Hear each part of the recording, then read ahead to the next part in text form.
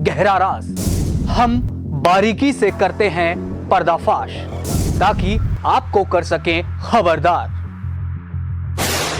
Crime report शनिवार रात 8:30 बजे।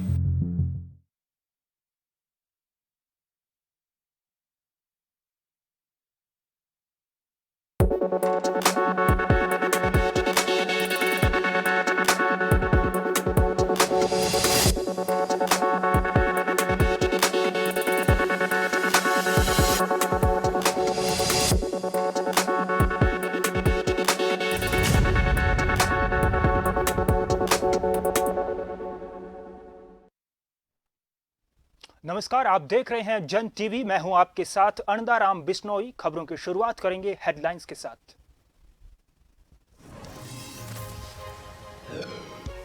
देहरादून में ठग ठग गैंग के 3 शातिर चढ़े पुलिस के हत्थे। अवैध हथियार के साथ 6 मोबाइल और कार की जब्त। एसएसपी दिलीप सिंह कुंवर ने किया खुलासा।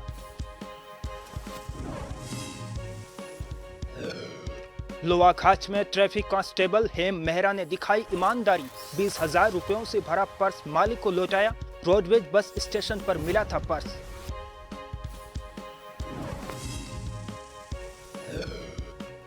थराली में बंद किया गया मोटर पूल फिर से शुरू। पीडब्ल्यूडी ने धनसे भाग पर लगाई चेकर्स प्लेट। 5 टन भार क्षमता के साथ छोटे वाहनों को अनुमति।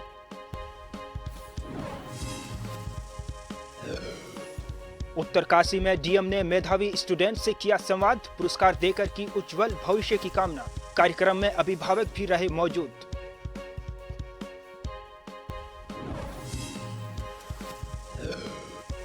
मसूरी में सेल्फी लेने के चक्कर में गई युवक की जान। 200 मीटर गहरी खाई में गिरा बाइक सवार। धनौल्टी मोटर मार्ग पर कपलानी के पास हादसा।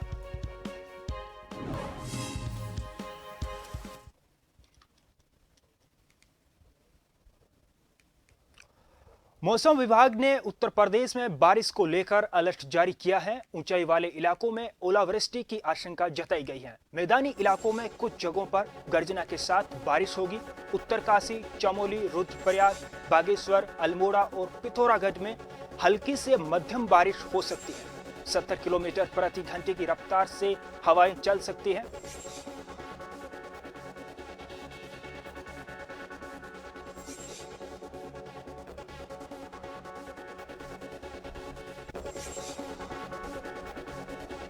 तो उत्तर प्रदेश में, माफ कीजिए, उत्तराखंड में बारिश को लेकर अलर्ट जारी किया गया है। मौसम विभाग ने ऊंचाई वाले इलाकों में बारिश की आशंका जताई गई है। ओलावृष्टि के साथ बारिश हो सकती है। मैदानी इलाकों में कुछ जगहों पर बारिश होगी। उत्तरकाशी, पिथौरागढ़ में बारिश हो सकती है। 70 किलोमीटर प्रति घंटे की रफ्तार से हवाएं चल सकती है। तो ऊंचाई वाले इलाकों में ओलावृष्टि की आशंका है। मैदानी इलाकों में कुछ जगहों पर गर्जना के साथ बारिश होगी। तो मौसम विभाग ने प्रदेश में बारिश को लेकर अलर्ट जारी किया है। पिथौरागढ़ में भी हल्की से मध्यम बारिश हो सकती है।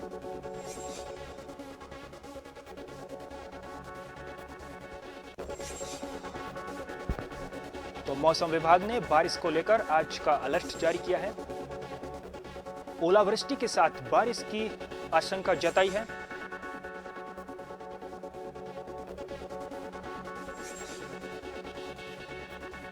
तो मौसम विभाग ने बारिश को लेकर प्रदेश में अलर्ट जारी किया है।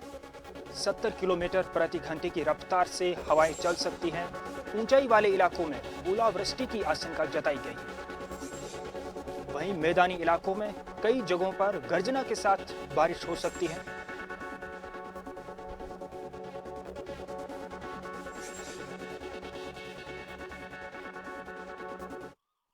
ज्यादा जानकारी के लिए देहरादून से हमारे सहयोगी हिमांशु बरमोला जुड़ चुके हैं।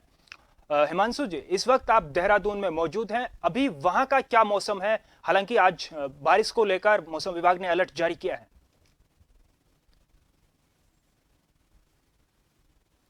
निश्चित रूप से आपको बताना चाहता हूं कि मौसम विभाग ने आज 29 मई से और 1 जून तक ऑरेंज अलर्ट जारी किया है। मौसम का पूर्वानुमान मौसम विभाग ने दिया है। इसी के साथ ही साथ देखा जाए तो आज जो मौसम विभाग के पूर्वानुमान के मुताबिक आज रुद्रप्रयाग, चमोली और उत्तरकाशी इन 3 जिलों में ओलावृष्टि के साथ साथ बारिश की संभावना भी है। साथ ही साथ जो मैदानी इलाके हैं वहाँ पर भी बारिश की संभावना है। और देखा जाए तो इस वक्त उत्तराखंड में 4 धाम यात्रा चल रही है, तो ऐसे में जो प्रशासन है वो भी सतर्क है।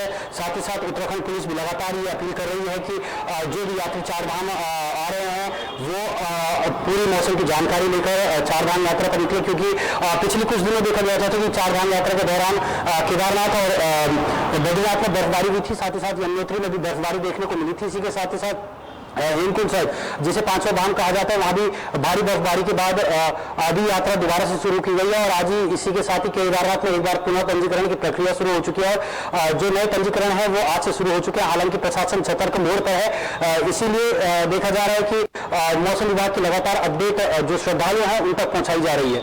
जी बिल्कुल हिमांशु, आपने जैसे बताया कि अभी 4 धाम यात्रा भी चल रही है, तो यात्रा को लेकर जो बारिश का अलर्ट जारी किया गया है, अगर बारिश होगी तो क्या असर पड़ सकता है?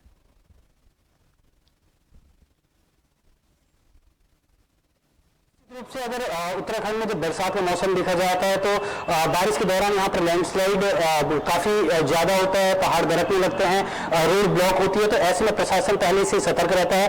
लेकिन इस बार जो बारिश का मौसम है ये बेमौसम बारिश मानी जा रही है, क्योंकि मई के माह में इतनी बारिश होती नहीं थी। इस वजह से यहाँ पर पहले से ही सरकार द्वारा एनडीआरएफ और एसडीआरएफ की टीमों को तैनात कर दिया गया है 4 धाम यात्रा रूटों पर। इसी के साथ ही साथ जितने भी जो भी प्रशासन के आला अधिकारी है, चाहे वो आपदा प्रबंधन अधिकारी हो, वो भी इस वक्त 4 धाम यात्रा में नोडल अधिकारी के रूप में नामित किए गए हैं। साथ ही साथ यात्रा के दौरान वो पूरी तरीके से आने वाले खतरों को भांपने के लिए आगे की तकनीक से रणनीति बना रहे हैं। चाहे मौसम विभाग की बात की जाए तो मौसम विभाग लगातार श्रद्धालुओं को मैसेज के जरिए अपडेट कर रहा है, चाहे वो श्रद्धालु हो चाहे वो उत्तराखंड के लोग हो, वो लगातार पॉपअप मैसेज भेजने का काम कर रहा है कि आगे आने वाले 2 से 3 घंटे में किस तरीके से उत्तराखंड का मौसम रहने वाला है। जी हिमांशु, अगर खेत और खलिहान की बात की जाए, हालांकि किसानों को लेकर जो ये अलर्ट जारी किया गया, किसानों को किस तरह से एहतियात बरतना होगा इस मौसम को लेकर?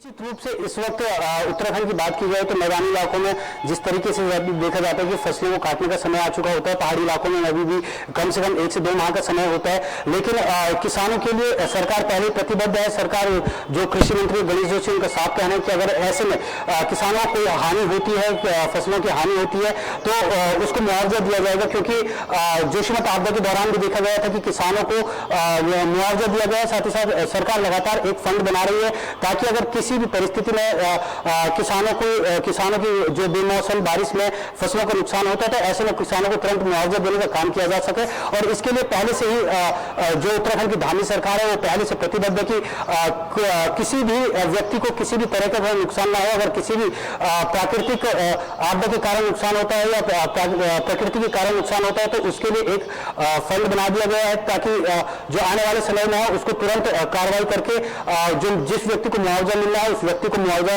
मिल सके। जी हिमांशु, आपका बहुत बहुत शुक्रिया ज्यादा जानकारी के लिए। तो चलिए आगे बढ़ते हैं। डीएम अभिषेक रुहेला ने गंगोत्री भवन उत्तरकाशी में उत्तराखंड बोर्ड परीक्षा में सफल मेधावी छात्र छात्राओं और उनके अभिभावकों के साथ बातचीत की। सफल छात्र छात्राओं को बधाई दी और उनके उज्जवल भविष्य की कामना की। इस अवसर पर जिला अधिकारी ने सभी मेधावी छात्र छात्राओं को पुरस्कार देकर सम्मानित किया। वहीं अनिकेत और ऋषि को भी राज्य पक्षी मोनाल के सफल रेस्क्यू करने पर सम्मानित किया गया। अब जैसे जानते हैं कि पिछले कुछ दिनों में सीबीएसई और स्टेट के बोर्ड एग्ज़ाम्स के रिज़ल्ट आए हैं 10वीं और 12वीं के। तो उसके उपरांत जिन मेधावी छात्र छात्राओं ने अच्छा प्रदर्शन किया था इन परीक्षाओं में, उनके साथ एक संवाद का कार्यक्रम किया गया और साथ ही साथ उन्हें सम्मानित किया गया। शिक्षा विभाग के अधिकारियों के साथ मिलकर ये कार्यक्रम संपादित हुआ है यहाँ पे। और जो छात्र छात्राओं के अभिभावक गण आए थे उनके साथ भी बातचीत की गई है। की उत्तराखंड बोर्ड परीक्षा में दूसरी रैंक पूरे प्रदेश स्तर पर प्राप्त की है और आज यहाँ पर उत्तरकाशी जनपद में जिलाधिकारी जी ने हमें बुलाया था, तो उन्होंने काफ़ी अच्छे से हमें मोटिवेट किया। इसके साथ ही पहले तो मैं ये बताना चाहती हूँ कि जो मैंने पढ़ाई की थी उसमें सबसे ज़्यादा जो सपोर्ट मुझे किया मेरे पापा ने किया। इसके साथ ही मेरी मैम्स लोगों ने, सारे टीचर्स ने मुझे बहुत सपोर्ट किया और इसके साथ ही मेरे दादा दादी जी हैं, उनका भी मेरे ऊपर बहुत आशीर्वाद था और सपोर्ट भी उन्होंने किया। मेरा नाम आरोही नौटियाल है और मैं केंद्रीय विद्यालय मनेरा उत्तरकाशी से हूँ और मैंने अपने 12th एग्ज़ाम में CBSE में 95.6% बनाई है। और आज DM सर ने हमें यहाँ पे इनवाइट किया था सारे मेरिटोरियस स्टूडेंट को डिस्ट्रिक्ट के।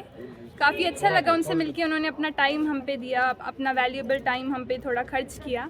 काफ़ी ज़्यादा जानकारियाँ उन्होंने दी लाइफ के बारे में। उन्होंने कहा कि पढ़ाई के साथ साथ बच्चों को अपने सोशल, फिज़िकल और पर्सनालिटी डेवलपमेंट पे।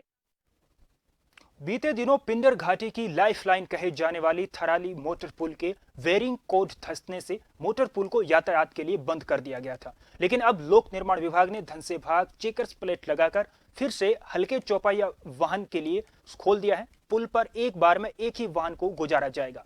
इसके लिए बाकायदा मोटर पुल पर पुलिस की ड्यूटी भी लगाई गई है।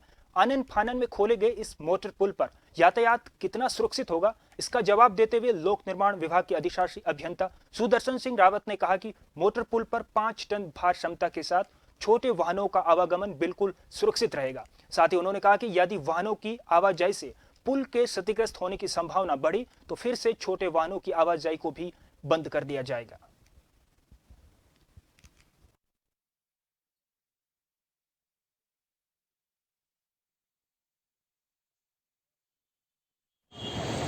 तो क्षतिग्रस्त हुआ था।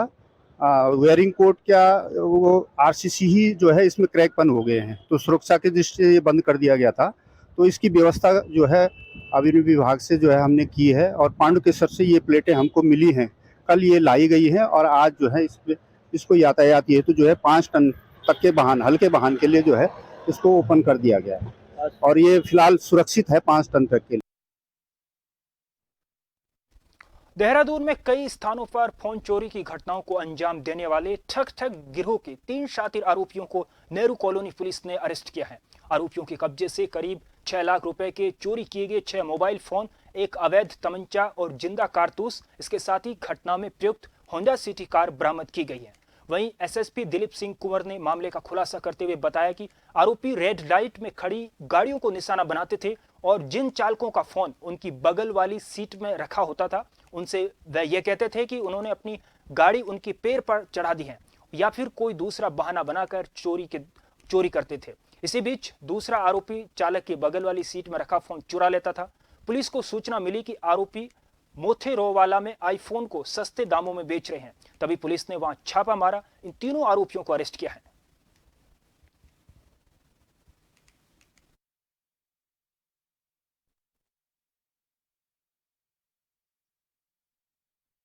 और 25 से 27 तारीख के बीच में धर्मपुर, रिस्पनापुर, प्रिंस चौक, ISBT इन 4 जगहों से टक गैंग के द्वारा अलग अलग बहाना बना करके लगभग 6 मोबाइल फ़ोनों की उन्होंने चोरी करी। और जैसे हमको धर्मपुर वाली जानकारी मिली तो तत्काल मैंने ही उसी दिन टीम गठित करके हमने इसमें काम करना शुरू कर दिया था।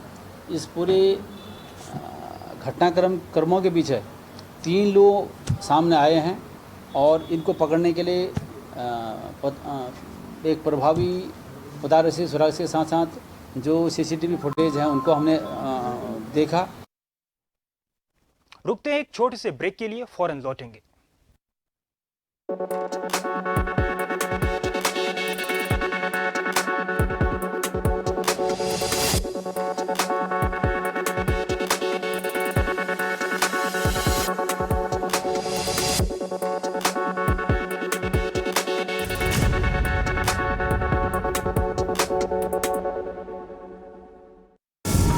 कानून के शिकंजे से बेपरवाह गुनहगार जुर्म करने को फिर से है तैयार। रात के सन्नाटे को चीरती इन मासूम चीखों में छिपा है जुर्म का कोई गहरा राज। हम बारीकी से करते हैं पर्दाफाश ताकि आपको कर सकें खबरदार। क्राइम रिपोर्ट शनिवार रात 8:30 बजे।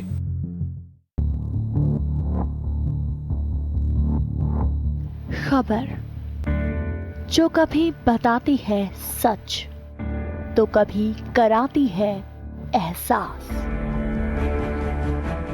खबर जो है कुछ खास। खबर ही तो है जो कभी बनती है राजनीति से तो कभी व्यापार से, कभी आती है खेल से तो कभी मनोरंजन से, कभी खुशी से तो कभी गम से। हाँ, खबर ही तो है। खबर थमती नहीं और ना ही थमेंगे हम, क्योंकि हम हैं जन टीवी, जन जन की आवाज।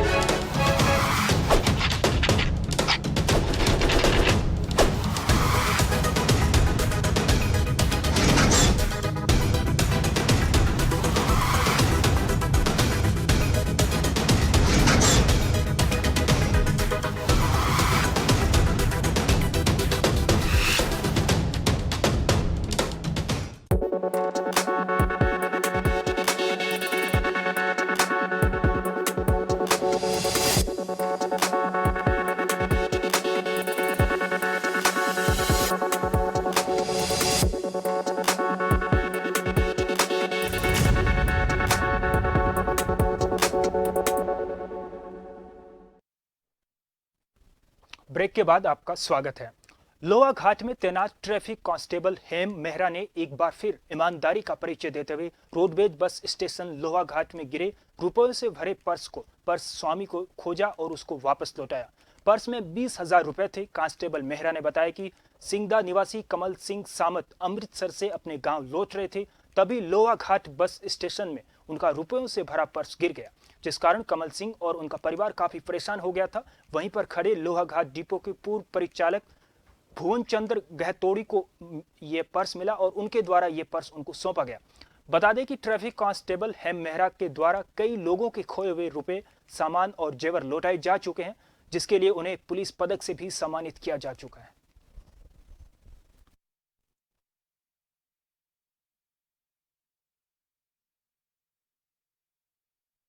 मेरा गांव है, मैं सिंगदा जा रहा था तो रास्ते में लोहाघाट में मैंने थोड़ा चाय पानी चक्करों में, नाश्ते के चक्करों में वो पर्स मेरा गिर गया कहीं।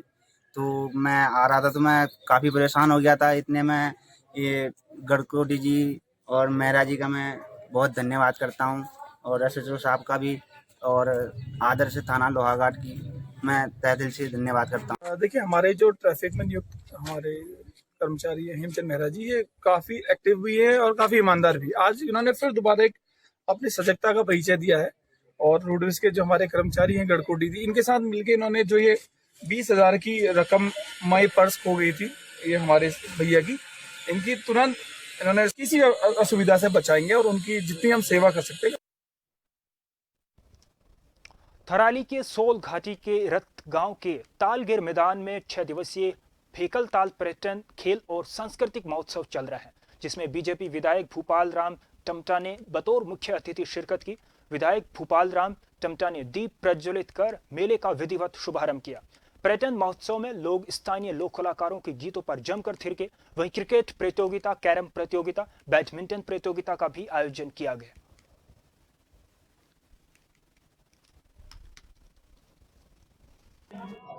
निश्चित रूप से जो हमारी डुंगरी से और रतगांव की जो सड़क है यहाँ, उसमें मैंने अभी माननीय मुख्यमंत्री जी से हम एक घुम्मड़ से लेकर के और रतगांव को जोड़ने का प्रयास के लिए माननीय मुख्यमंत्री जी की घोषणा में डाला हुआ है। एक जो हमारा गेरोड से बुरसोल होते हुए इस पर पीएम जैसा इदारा इस पर सर्वे का कार्य करते हुए इसको शासन तक पहुंचाया गया है। निश्चित रूप से इस समय इस सड़क को समय पर सुधारना बहुत ज़रूरी है, क्योंकि बहुत बड़ी आबादी यहाँ की है। 21वां भेंकल ताल ब्रह्मता पर्यटन मेला है। विगत 30 सालों से यह सोल क्षेत्र विकासखंड थराली का बहुत बड़ा क्षेत्र मेला है, जिसके आगामी हमने इसके प्रयास के लिए यह राजकीय घोषित हो। माननीय विधायक जी, माननीय पर्यटन मंत्री माननीय महाराज जी और माननीय मुख्यमंत्री उत्तराखंड सरकार धन सिंह रावत जी, वो धामी जी से भी आग्रह करेंगे कि इसको राजकीय मेला घोषित किया जाए। लक्सर के हबीबपुर कुड़ी गांव में हुए खूनी संघर्ष के मामले में पुलिस ने 8 आरोपियों को अरेस्ट किया है। भंडावर थाना क्षेत्र और रायसी से धारदार हथियारों को भी बरामद किया गया। डीजे पर मनपसंद गाना चलाने को लेकर 2 पक्षों में यह खूनी संघर्ष हुआ था और बिजनौर के रहने वाले अन्य 2 अभियुक्त अभी इस मामले में फरार हैं।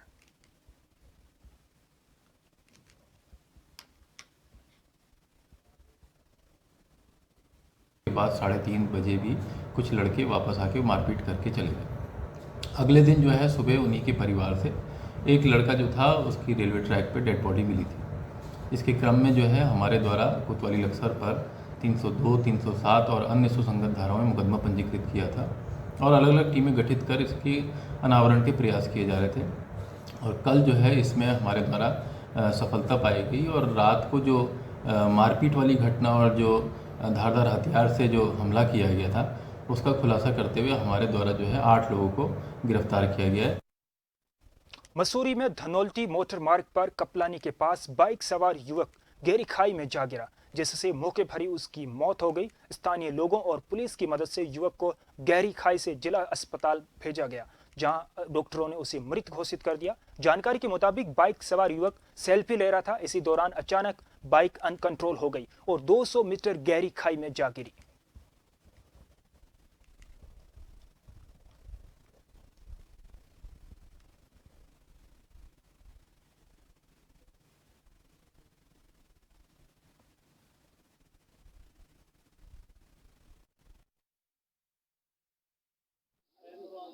ये लोग 2 लोग थे और ये लोग देहरादून से घूमने आए थे और कॉलेज के ही स्टूडेंट है और यहाँ पे फ़ोटो खिंचाने के चक्कर में ये लोग उनका डिसबैलेंस हुआ और वो लोग काफ़ी नीचे खाई में गिर गए।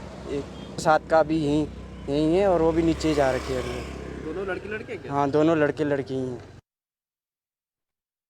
महर्षि नारद जयंती के अवसर पर नारद जयंती आयोजन समिति की ओर से लाल कुआं के एनडी तिवारी बैंकेट हॉल में कार्यक्रम आयोजित किया गया, जिसमें पहुंचे SP city Harbans Singh, RSS के प्रांत प्रचारक डॉक्टर शैलेंद्र, वरिष्ठ चिकित्सक नीलंबर भट्ट, एडवोकेट मेहरबान सिंह कोरंगा, प्रेस क्लब अध्यक्ष बीसी भट्ट ने संयुक्त रूप से दीप प्रज्वलित कर कार्यक्रम का शुभारंभ किया। इस दौरान आरएसएस के प्रांत प्रचारक डॉक्टर शैलेंद्र ने कार्यक्रम को संबोधित करते हुए कहा कि पत्रकारिता पूरी प्रामाणिकता के साथ समाज को जागृत की दिशा में होनी चाहिए।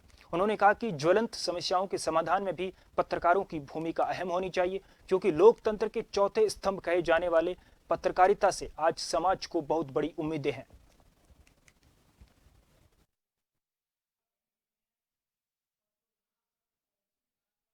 हमारे देश के आद्य पत्रकार महर्षि नारद जी के जन्मदिन की सभी को हार्दिक शुभकामनाएं।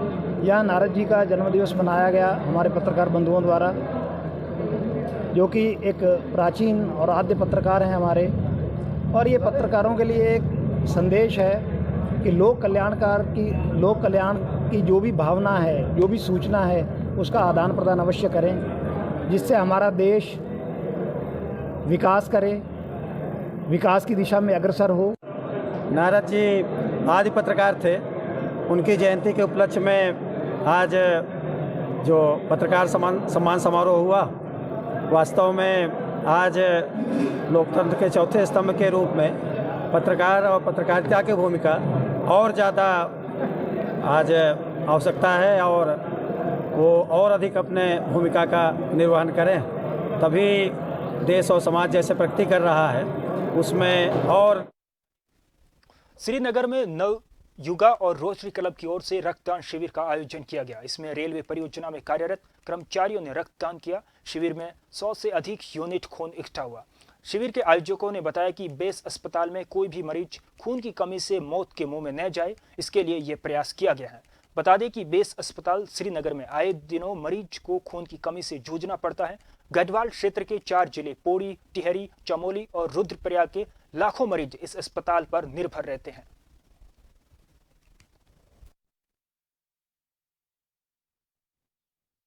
ये तो वीरभूमि है, माधव सिंह भंडारी जी का इलाका है, मलेता है। यहाँ पर पिछले 3 साल से पैकेज के द्वारा रेलवे का काम चल रहा है। यही माध्यम से हम यहाँ पर ब्लड डोनेशन कंडक्ट करना चाहता है। इसे रोटरी क्लब और से हमारा परम मित्र है राहुल जी चौधरी जी और काला भाई ने सब लोग मिलकर हमने कांटेक्ट किया था। हम इसी दौरान संडे का दिन हम ये ब्लड डोनेशन का ऑर्गेनाइज करना चाहते हैं। इन लोग बहुत साथ दिया था। हम लोग सब मिलके कार्यक्रम ऐसा भविष्य में भी हम ये चाहता है ऐसा 1 इन a ईयर ऐसा डोनेशन कैंप कंडक्ट करना चाहता है। आज यहाँ पर मलेथा में नवयुग कंपनी के द्वारा रोटरी क्लब के सहयोग से एक बहुत ही बड़ा कैंप लगाया गया, जिसमें कि अभी हमारा 21 डोनेशन हो चुके हैं और उम्मीद है कि लगभग 100 डोनेशन होंगे।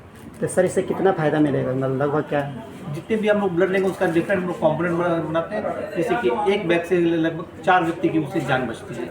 ऐसे में जोड़ के वो अभी जो यात्रा सीजन है रिक्वायरमेंट भी बढ़ी है, यहाँ पर जो भी यात्रियों को और यहाँ की जनता को बहुत ज़्यादा लाभ है। माधव सिंह भंडारी की भूमि है, ये वीर भूमि है। मैं ऐसी भूमि से ये भी उनको सच्ची श्रद्धांजलि देना चाहता हूँ माधव सिंह भंडारी जी को। और हम लोग रोटरी क्लब से आते हैं और रोटरी क्लब से हम समय समय पर लगभग 1 वर्ष में 4 बार ब्लड डोनेशन कैंप लगाते हैं और 4 कैंपों के द्वारा हम लोग लगभग 400 से 500 यूनिट इकट्ठा करके ब्लड बैंक को ब्लड कराते हैं।